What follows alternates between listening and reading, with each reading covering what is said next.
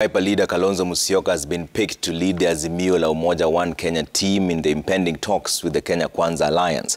The opposition Azimio coalition unveiled its 5-member dialogue team and called on the Kenya Kwanza side to respect the issues the opposition has proposed to the agenda of the talks. Well, as Chemutai Goin reports, Kenya Kwanza was still holed up in talks to settle on its representation to the dialogue team. The opposition Azimio la Umoja One Kenya coalition has swiftly named its 5 representatives to the 10-member dialogue team, agreed last Friday during direct talks between President William Ruto and Azimio leader Raila Odinga.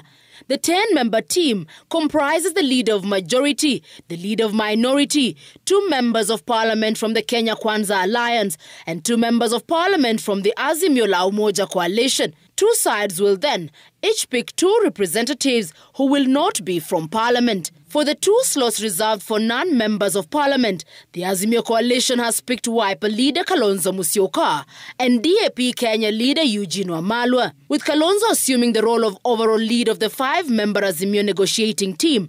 Minority leader Opiyo Wandayi and Nyamira Senator Okongo Mogeni and Malindi MP Amina Mnyazi were named representatives of Azimio for the 3 slots reserved for sitting members of parliament.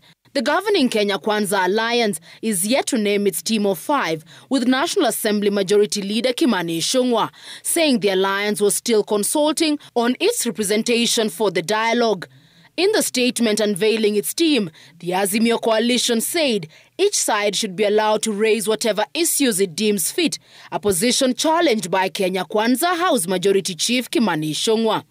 Why would 2 eminent personalities in the name of the President of the Republic and a former Prime Minister agree to form a committee to discuss nothing?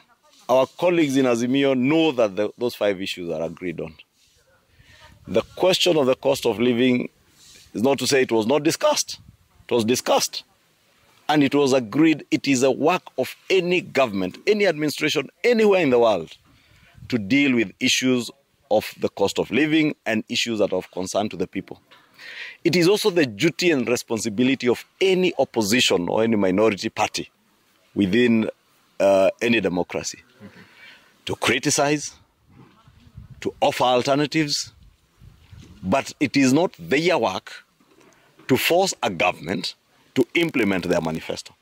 Issues Azimio will be tabling before the dialogue team include the high cost of living, an audit of the 2022 elections, bipartisan reconstitution of the IEBC, inclusivity in national affairs, and respect for political parties. Azimio has repeatedly accused Kenya Kwanza of luring its members to its side and sponsoring what they term as a coup on the former ruling Jubilee Party. But President William Ruto has already drawn the line on the contentious matter of the cost of living, saying that should be left to his government to resolve.